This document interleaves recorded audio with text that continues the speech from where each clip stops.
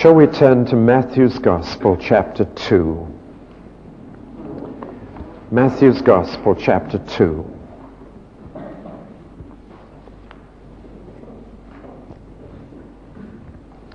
Now when Jesus was born in Bethlehem of Judea in the days of Herod the king, behold, wise men from the east came to Jerusalem, saying, Where is he who has been born King of the Jews?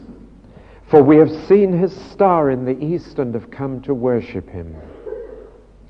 When Herod the king heard this, he was troubled, and all Jerusalem with him. And assembling all the chief priests and scribes of the people, he inquired of them where the Christ was to be born. And they told him, In Bethlehem of Judea.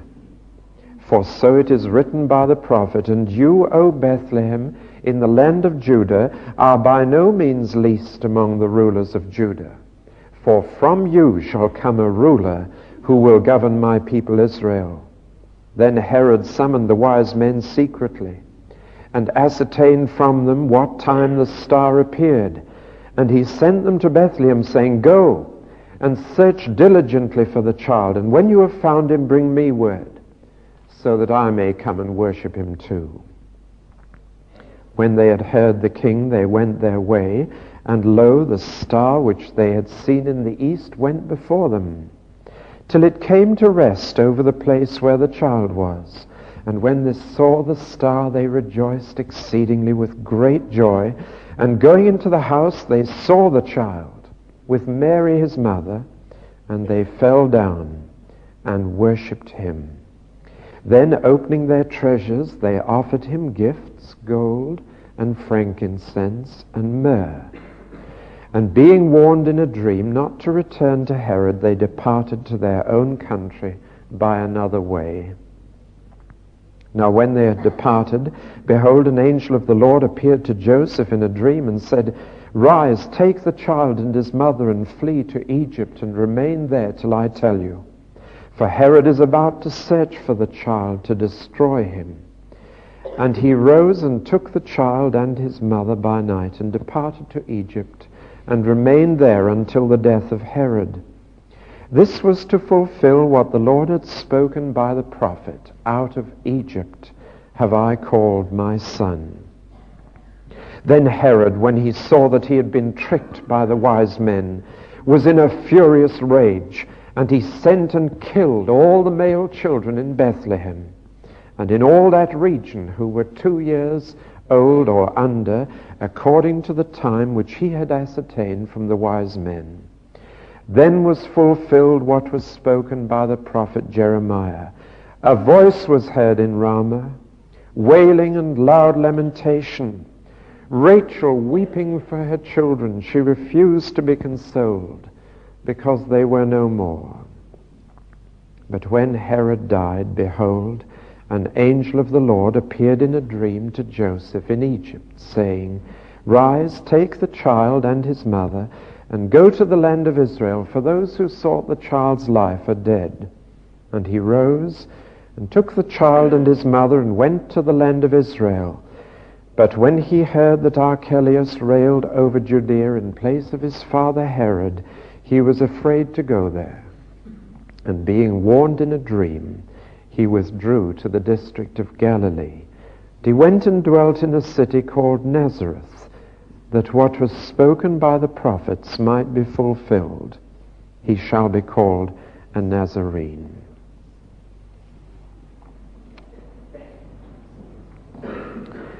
Some years ago, I was driving along the A40 quite near Oxford, and I suddenly saw a signpost to a little village north of the A40.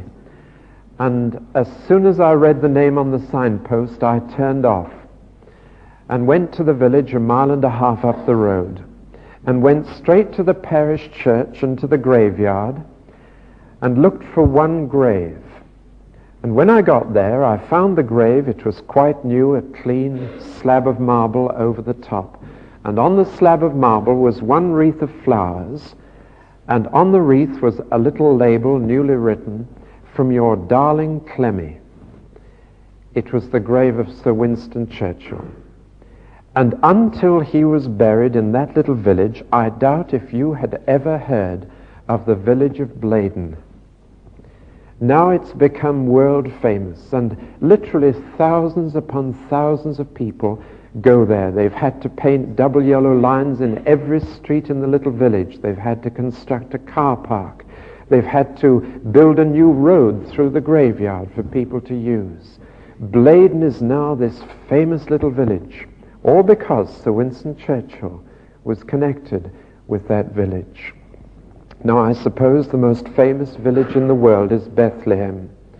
It's a little village that you would never have heard about unless one day the baby Jesus had been born right there. And I'm going to spend all the time this morning taking you to Bethlehem on a pilgrimage. As the shepherds said, let us go even to Bethlehem and see this thing which has come to pass, which the Lord has made known to us. And I want to take you to Bethlehem, not as it is today, though this very week thousands of people will converge on that little town, which is now about 10,000 inhabitants, and they will live there for the next few days, and they'll sing at midnight on Christmas Eve. And on Christmas morning you'll switch on the radio and the bells of Bethlehem will ring out, and they'll cross 1,000 miles of space through the ether, and you'll hear them.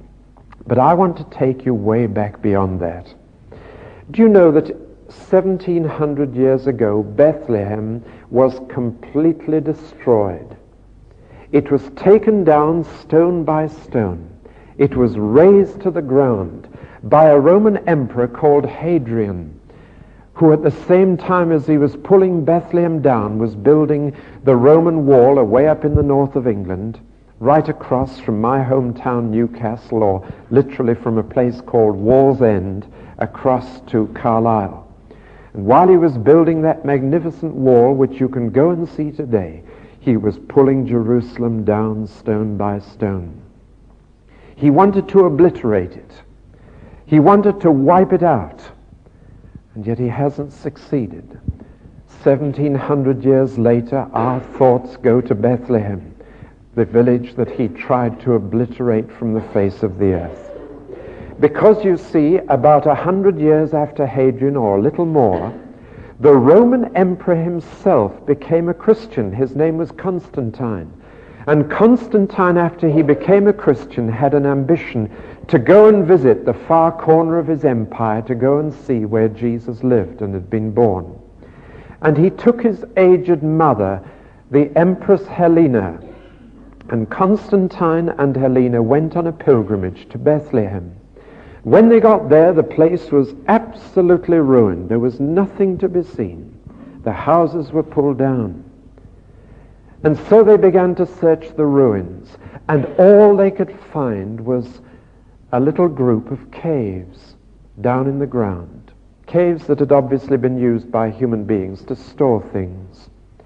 And the Empress Helena and Constantine decided that they would regard one of those caves as the stable where Jesus had been born.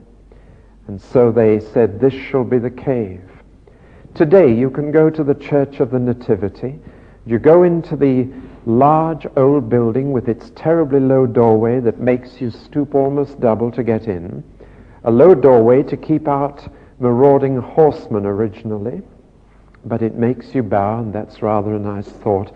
And then you go down into the crypt and down a flight of steps into the cave. There is a silver star set in the floor. It's surrounded by gaudy trappings, which really I don't think help worship at all. And there is no ground for believing that this was where Jesus was born. It was just a cave. It was all that the Emperor Constantine and his mother Helena could find. It's almost certain that Jesus was born in the open air. The Bible doesn't mention a stable, and it doesn't mention a cave. These are the two things that legend has added. It only mentions a manger. And a manger was in the middle of the courtyard of an inn, open to the sky, and the animals were tethered around it. And so it seems quite clear that Jesus was born not below ground in a cave, but above ground where the stars shone down, and in the middle of the courtyard. But there is that cave today, and thousands will file through it over the next few days, and they look at the silver star and they'll remember the birth of Jesus. It is today a place of pilgrimage, and it's still a very wonderful place to go. Even though you know the cave is not real, you know the place is. The town is built along a hillside looking down into a valley, which is clearly a valley of vineyards and olives and sheep. And you can see the shepherds with a little bunch of sheep going through the valley. Away over further you can see the wilderness, and away beyond the wilderness of Judea, 15 miles away, you can see the great cleft in the earth's crust, which is the Jordan Valley, far below the sea level of the Mediterranean.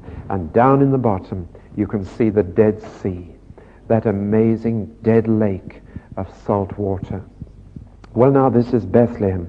I've got something to show you this morning, which some of you will have seen in our sitting room at home. But let me just show it to you. It's a most beautiful thing, which came from Bethlehem. There we are. It is in fact a table lamp, as you've probably gathered, and it was carved by a carpenter in Bethlehem out of 2 solid pieces of olive wood.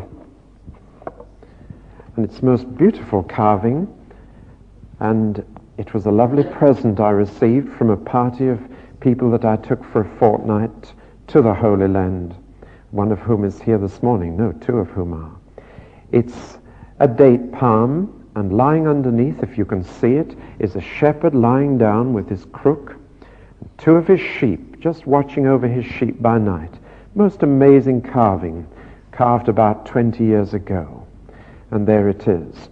That tells you a number of things about Bethlehem. The interest in sheep is one, the interest in fruit trees is another, and I'm going to take up both those themes this morning. But if you'd like to look at that lovely carving afterwards, you come and see it. But that came from a little shop just overlooking the shepherd's fields in Bethlehem. Now this little town, still less than 10,000 people, about 5 miles southwest of Jerusalem, on the top of the ridge of hills that runs north and south up Judea. This little town, 2,550 feet above sea level, is the place that God chose for his son's coming. Why did he choose Bethlehem? What's the history of this little town? What led up to this? And I'm going to go back 2,000 years before Christ, or nearly 2,000 years before Christ, 17 centuries before, when the story of Bethlehem begins. It begins with a tragedy, and it begins with sadness. It begins with a couple coming down the road towards Bethlehem, and the woman is great with child. And that's the very first mention of Bethlehem in this book, of a woman great with child making a journey towards Bethlehem. Isn't that amazing? 17 centuries divide this from the time of which we're going to speak later. And she did not make it. Within sight of Bethlehem, her labor pains started. And by the side of the road, they managed to get a midwife, but by the side of the road, she gave birth to a little boy. But it was obvious that she was going to die, and she knew it. It was a painful and terrible birth, and she was going to die. Her name Rachel, her husband Jacob. And as she died, knowing that she was dying, she said, "Call my little boy Benoni," which means son of my sorrow. But Jacob could not bear that, and after his wife died, he changed the boy's name to Benjamin. It was like the name, but it means son of the south, the journey to the south. And then he sorrowfully buried his wife, and he put up a tomb. I shall never forget seeing that tomb. The last time I saw it was just after the 6-Day War. And the Israelis had been allowed through. They'd got through to Rachel's tomb, and they had come to see it. And you know, the stone was running with tears. It was drenched That's the beginning of the story of Bethlehem. It's a story of tragedy, and it's a story of sorrow, of the mother great with child who didn't make Bethlehem on the journey. And from there right through to the day that another mother came down the same road, great with child, and reached Bethlehem and had her baby, there is a kaleidoscope of human experiences: sorrow, joy, meeting together, parting, tragedy and triumph. And I want to unfold that story for you. From a place of tragedy, it became a place of scandal. Let's say straight away that the name of this town was not Bethlehem at first.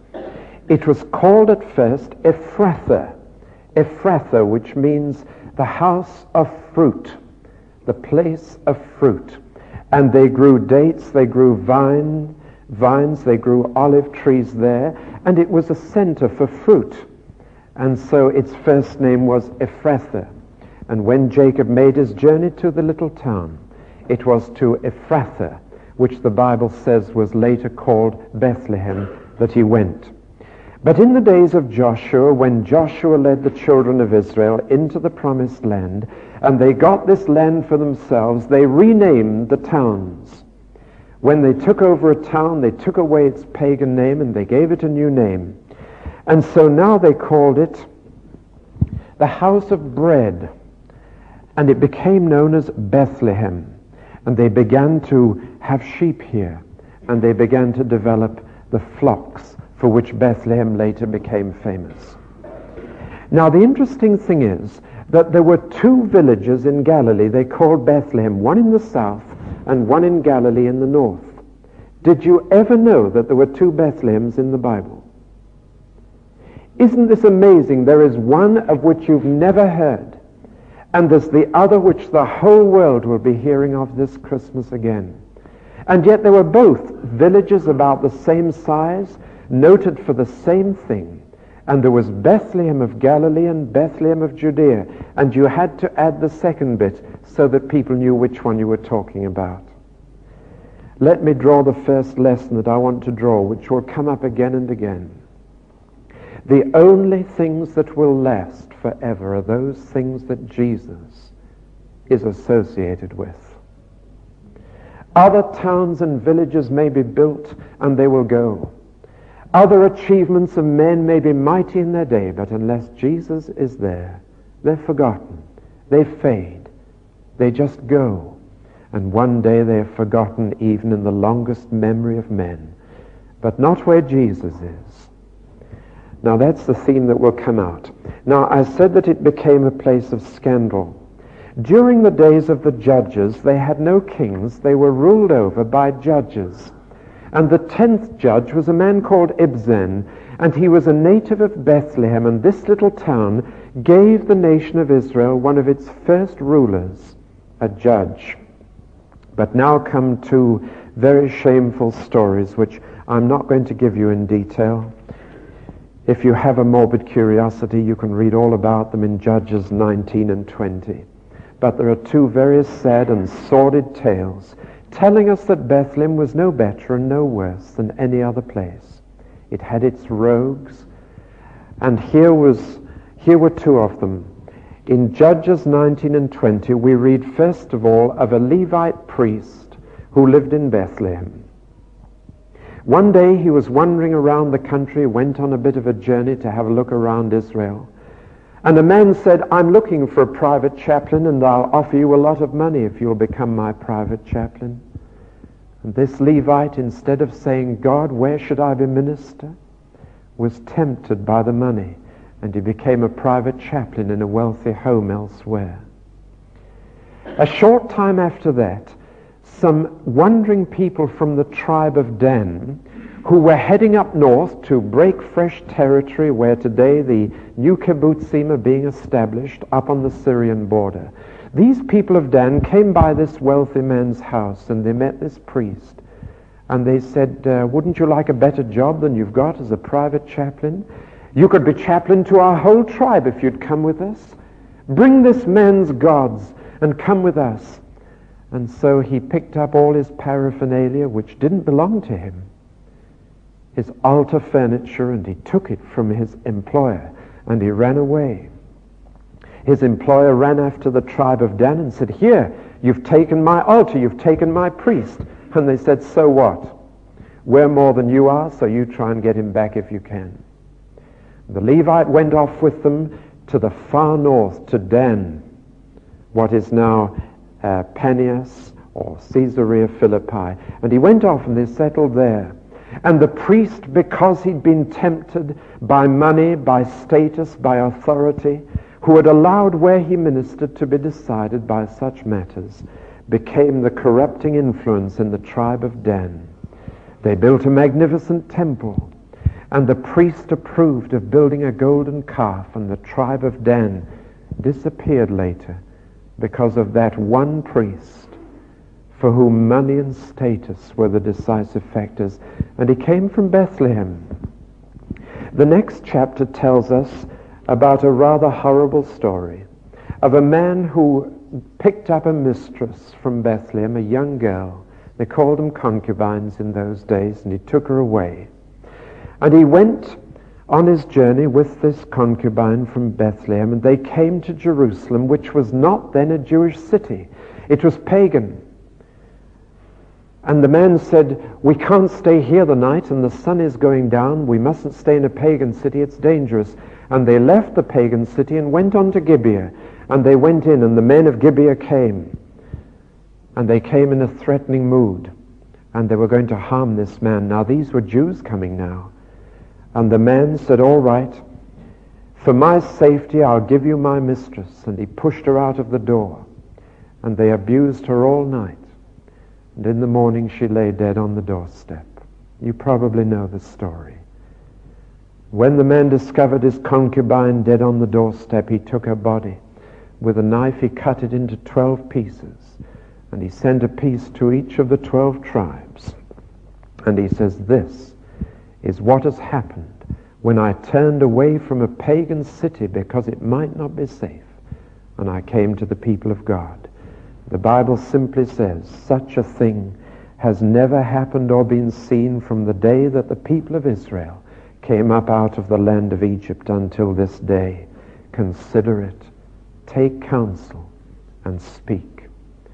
There was a poor little girl from Bethlehem who was at the heart of that story. You see, Bethlehem is not a story of a village in which everything was nice, in which everything was happy. It's the story of the human race. That sort of thing would have made a great story for the Sunday papers. Indeed, it was a scandal throughout the land for a long time. And this is Bethlehem, and it got a name for being a source of scandal. And the name got associated with human sin. Now, step number 3. It was a place of tragedy and a place of scandal. Step number 3, it became a place of romance. One of the loveliest love stories in the whole Bible is linked forever with this little village of Bethlehem. It really is. It's the story of a woman's love for her mother-in-law. That's such a pleasant change from all the music hall jokes and all the things that are said about mothers-in-law. Incidentally, I've got one of the sweetest in the world, so none of the jokes apply in my case. But you know what people have said about mothers-in-law. But this girl was a girl called Ruth. This is how it all happened. There was a famine in Judea, and a woman and her husband in Bethlehem said, "Where can we go to get food for the children?" They had 2 boys. There was no food. And they heard that down through the wilderness, across the ford of the Jordan near Jericho, and up in the Moab hills, there was food. And so they left Bethlehem and they went down to the Dead Sea and up the Moab hills and beyond into what is now the land of Jordan. And they found food. And their 2 boys grew up, and both boys married, and they married Moabite girls, Gentile girls. But then they were living there, and there were the girls. And one of them was Ruth. The mother-in-law was Naomi, or the mother of the 2 boys. And then tragedy struck the family. Naomi's husband died. Ruth's husband died. Ruth's sister's husband died. One after the other, they had 3 funerals of their men, and they were left 3 women on their own. By this time, Naomi had heard that back in Bethlehem there was food, and she said to her 2 daughters-in-law, I'm going back to my people, going back to my town. You stay here, marry other husbands, have families. You stay here among your people. And one of her daughters said yes, she would, but the other said no. Here are her words. Where you go, I will go. Where you lodge, I will lodge. Your people shall be my people. Your God shall be my God. And Ruth and Naomi together, with that deep love between 2 bereaved women, came down to the Dead Sea and up the hills to Bethlehem again, and they got food. And Ruth went out to glean the fields, you know the story, and she saw a relative of her husband's, a man called Boaz. She gleaned in his field. He fell in love with her, and she fell in love with him. And you can read this lovely story in the tiny little book of Ruth, one of the most difficult books in the Bible to find if you don't know where it is. It's right between Judges and Samuel. Four chapters, 4 pages. And it's the story of how Boaz and Ruth fell in love with each other. And Bethlehem became a place of great romance. It's a delightful story told with an Eastern flavor. Ruth's approach to Boaz and Boaz approach to Ruth. So delicate and so beautiful. And they became man and wife.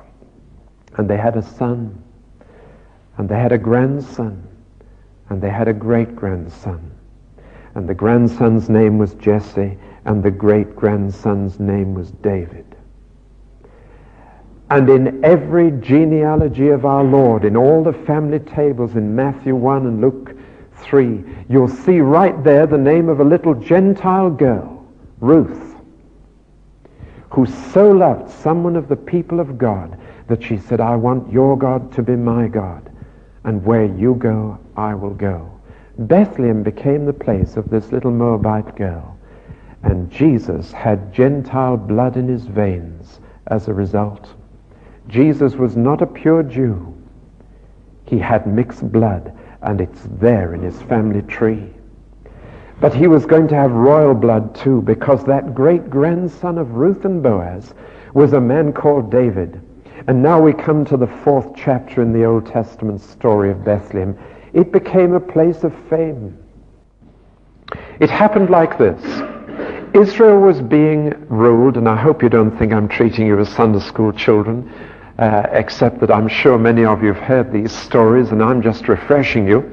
Israel was being governed by a judge called Samuel, a wise old man, but his 2 sons were not. They were bad lads, and they could obviously not take over. And Israel said, we want a king. Everybody else has a king. Why don't we? Please, can we have a king? And Samuel said, well, now a king is a mixed blessing. And God is your king, isn't he enough? No, because we can't see him. We want a king we can see. We want a leader. And Samuel said, all right, I'll get you one, but he won't be any good to you. And they chose a man who looked the part, tall, strong, handsome, a big man, bigger than any of them. A man they chose, I suppose he must have looked a bit like Colonel Nasser in relation to the Arabs that are a small race. And the Arabs are cousins to the Jews, as you know. And this great man, he was the hero, and they chose him. But he wasn't a good king. His name was Saul. And they chose him from the little tribe of Benjamin. Benjamin, does that tie up with something a little earlier? The tribe of the little boy that was born by the roadside on the road to Bethlehem. But he was no good. And God said, Samuel, you'll have to choose someone else. Where shall I find him? Go to a little village called Bethlehem. Go to a farmer who's got 7 sons. And Samuel went, and there were 6 of the sons lined up, the eldest down to the 2nd youngest. And oh, they were handsome, they were fair, they were strong, they were big. But God said, no, You mustn't judge them by appearance. Samuel said to Jesse, have you got any more boys? Yes, I've got one, but he's only a little lad and he's out in the fields. He looks after the sheep. You know, that was the bottom job of all, to go out and stay in the fields and watch sheep. Bring him, said Samuel, and when he saw him, God said, that's the king. That's the king. And David became the greatest king. I'm going to say more about this tonight. He became a man after God's own heart and a man after the people's own heart. They loved him. He was a man of the people. He was a fighter, he was a musician, but above all he was a human being. And they understood him and he understood them. And he'd been through tough times like they'd been through tough times, and he was a great king.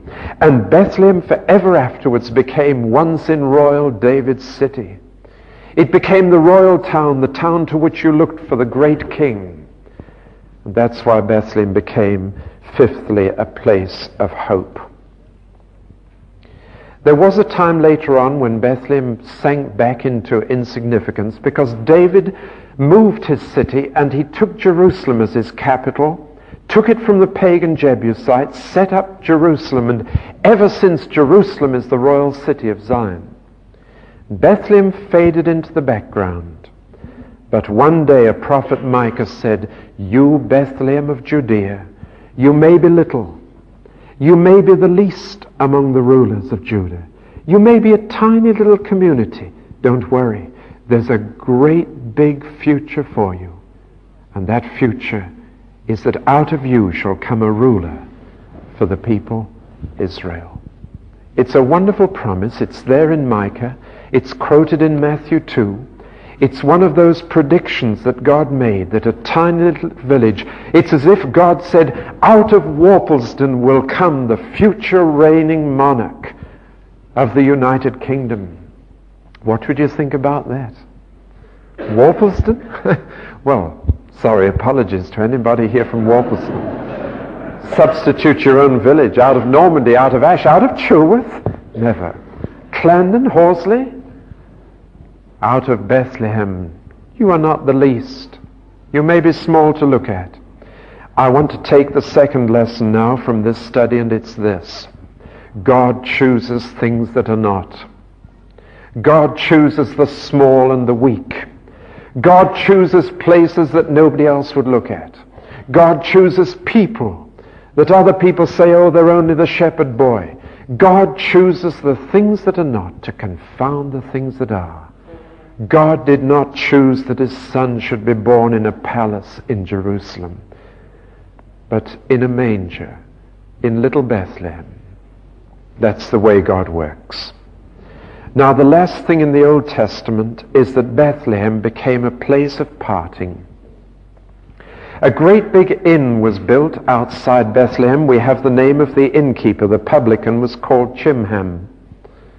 And Chimham saw that Bethlehem was a key town for travelers. And so he built a large inn there, which became known as the Inn. The Inn. So large was it. And it was the starting place for journeys to Egypt.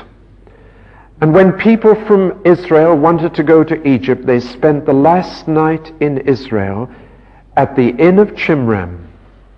The Inn. And from there they made their journey down towards Egypt. And so it became a place of travelers, a place of the inn. And we're told that when the Babylonians came to Jerusalem, the refugees fled to Egypt, and they stopped their last night in their home country at the Inn of Chimham. You can read about it in the book of Jeremiah. So it became the place of the inn, the place of parting, the place of separation. And Jeremiah saw in the partings that took place there, refugees going to a strange country. He saw there a little foretaste of a weeping that would come to that area. And he said, the voice of Ramah, voice of weeping and wailing in Ramah, right there. It's a place of tears again. The whole cycle has come round. From the place of sorrow, it's come back to the place of weeping and wailing in Ramah. There's an awful lot of sadness connected with Bethlehem. We have seen the cycle of the Old Testament from sorrow to joy and fame and back to sorrow. It's gone the whole round. Let's look at the New Testament cycle now. It begins in Matthew's Gospel, and Matthew chapter 1 mentions Jacob, Rachel, Ruth, Jesse, David, Boaz. The people we've talked about, they're all there in Matthew 1. But now we start the cycle again. And once again, a man and his wife are coming down the road to Bethlehem, and the wife is great with child. It's as if it's all happening all over again. Wonderful pattern of God in the Old and the New Testaments. They seem to correspond to each other again and again. This time she made it. Though she didn't make a room or a house, she made the courtyard and camped with the others who couldn't get rooms in the inn, where they did camp, inside the courtyard, around the manger, where the animals were tethered, under the clear sky. It was not December. We know, of course, that Jesus was not born in December. No shepherds watched their flocks by night in those cold months. It was around April, so far as we know, the spring, the time of new life, the time of birth. And Jesus was born. Now when Jesus was born in Bethlehem of Judea, magic words, the children love them, we love them, they take us back. As I say, he only just got there, but it was as the result of a decision made in an office hundreds of miles to the west, when the Emperor Caesar Augustus said, we must tax the people more efficiently. There's something strangely modern about this. And there in that office, with his civil servants gathered around him, a decision made by the emperor got Joseph and Mary to Bethlehem just in time for the birth. Can you see that God can overrule even the civil service? God can overrule even the emperor. God can overrule all the machinery of men. God can overrule decisions, and he can cause an emperor to take a decision in Rome that will accomplish his purpose in a little village near the borders of the empire. And so they came. God already had Joseph and Mary on his register. But isn't it wonderful that to human beings, God through the emperor was going to see that human records too had it down in the books that Joseph and Mary came from the royal line of David. All overruled. God stage managing the Christmas story. Now the wonder of that year, which as we now know was 4 BC, there has been a mistake made with the Gregorian calendar, but that doesn't matter. The important thing is Bethlehem became a place that divided BC from AD. Bethlehem became the little village that broke history in two. Bethlehem became the pivot of world events, because everything is going to hang on what happened at Bethlehem that day. If that hadn't happened, the whole course of world history and its end would have been different. So the little village becomes the pivot, the hinge of history. Now, I'm not going to dwell on the place of wonder, because we shall dwell on that tonight and Christmas morning. It's a place of worship and wonder. The angels look at a little village. The shepherds come to the village. The wise men from the east come to the village. And they all gather in a little village to look at a baby. It's the most amazing story. But it became a place of horror, a place of sorrow. The cycle went round again. And King Herod was so angry. We needn't go into the reasons why, except that it was sheer jealousy, fear of losing his status, his position. And he did something that I have never seen yet on a Christmas card, but it's part of the Christmas story. He murdered foully hundreds of little babies. It shows what the sin of man can do when God steps in. Even before the cross, 33 years before the cross, here is the hatred of men trying to kill a little baby whom God has sent. I've seen it in some of the great paintings of the medieval artists and the Renaissance artists. It was a theme that seemed to haunt them, the slaughter of the innocents. They invariably called their pictures. You can see them in the National Gallery in London. But I've never seen them on a Christmas card. You see, the trouble is at Christmas we want to be nice and emotional and sentimental. That's why we prefer carols without sermons. That's why we prefer Christmas cards that are all holly and ivy and all the rest of it, but not the slaughter of the innocents. But Christians are not sentimental. Christians face the whole truth. And the whole truth is that Bethlehem became again a place of a voice weeping in Ramah, Rachel crying for her children. It became again a place of mothers mourning. It became a place where wailing was heard in every young household. It became a place of tragedy. Jesus got out just in time. His parents fled as refugees to Egypt as the result of a dream. And so I want to say this, that Jesus only just got into and out of of Bethlehem. He was only there for a very short period, just enough to belong to Bethlehem, and then he was gone. He only came and went. And Bethlehem owes its fame to that very short little period. Now I come to the most amazing part of the story of Bethlehem. It really is. There are two amazing facts in the Gospels. One, Jesus never visited Bethlehem. Have you ever noticed that? He went everywhere else. He went to Samaria, he went to Galilee, he went to Judea, went to Jericho, went to Jerusalem, went to Emmaus, went round and round Jerusalem, and Bethlehem was within sight all the time. He must have seen it many times. At the very least, was he not interested in going to see where he'd been born? Wouldn't you be? If you'd been born in a manger, wouldn't you want to go back and see it sometime?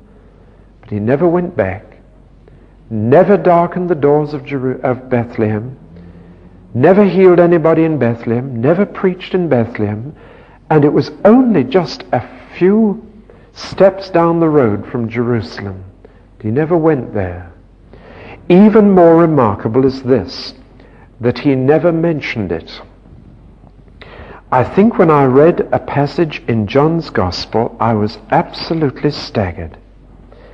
He was in Jerusalem, and when he'd finished preaching, it says, when the Jews heard these words, some of the people said, "This is really the prophet," and others said, "This is the Christ." But some said, "But is the Christ to come from Galilee? Has not the scripture said that the Christ is descended from David and comes from Bethlehem, the village where David was?" So there was a division among the people over him.